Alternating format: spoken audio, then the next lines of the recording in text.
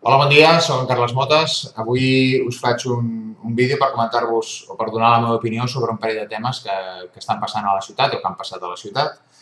I un d'ells és que fa pocs dies l'equip de govern va fer una roda de premsa per donar a conèixer que s'havien augmentat els ingressos de l'Ajuntament en un 76%. I la veritat és que aquest comentari em va produir, quan el vaig veure a la premsa, em va produir una mica somriure perquè tots vosaltres sabeu doncs, que en els mesos de juliol, agost i setembre és quan es posa al cobro l'IBI, les escombraries i el clavegueram, i no durant els mesos de gener a juny, no? Que és el que volien demostrar que es recaptava més diners des de gener en aquests mesos que no pas els mesos anteriors. I la resposta és simplement doncs, perquè ara tot hem de pagar doncs, això, no? La contribució, el clavegueram i les escombraries. No?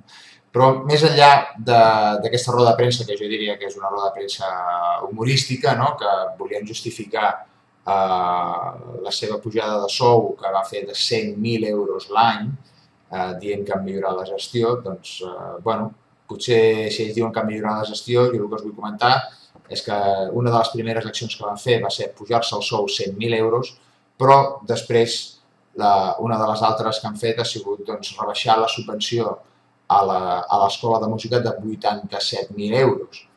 I, esclar, que això sigui bona gestió, doncs vosaltres podreu donar la vostra opinió. No? Jo us vaig dir ja fa temps que es preveien retallades en educació, veient el tarannà que portava el grup de Convergència i Unió i que bueno, el Partit Socialista ha fet un seguidisme total i absolut, mantenint doncs, una actitud sumissa, jo diria, a les directrius de Convergència i Unió i acceptant doncs, aquesta retallada a l'escola de música. Que jo crec que mantenir les subvencions en educació i serveis socials, en atenció a la gent gran, és un dels punts més importants per saber quin tipus de ciutat volem ser. No? Per això jo us deia que aquestes eren dos dels eixos principals de la nostra ciutat. No?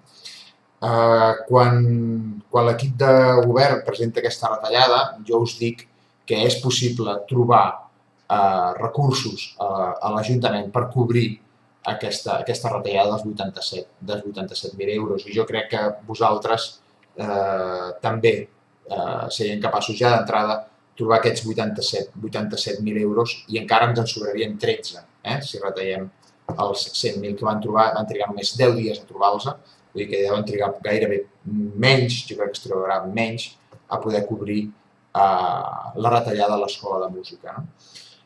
Això són coses que hem d'estar, jo crec que hem de ser molt bel·ligerants i no hem de permetre. No? L'educació dels nostres fills i la cura de la gent gran són coses molt importants. Són coses molt importants que no hem de deixar doncs, que pateixin cap tipus de retallada, no? Perquè si no estem renunciant a lo més bàsic no? de la nostra societat, no? A lo més important. I jo crec que hem de fixar unes prioritats, almenys les nostres estaven clares, aquestes ho eren. Ara sembla que aquestes prioritats deuen anar per una altra via, però jo crec que hem de poder ser capaços de recuperar doncs, que aquests dos eixos esdevinguin centrals en el que és la gestió del nostre municipi i en la ciutat que nosaltres volem. No? Doncs, bàsicament, avui aquesta és la meva opinió. Si esteu d'acord, perfecte.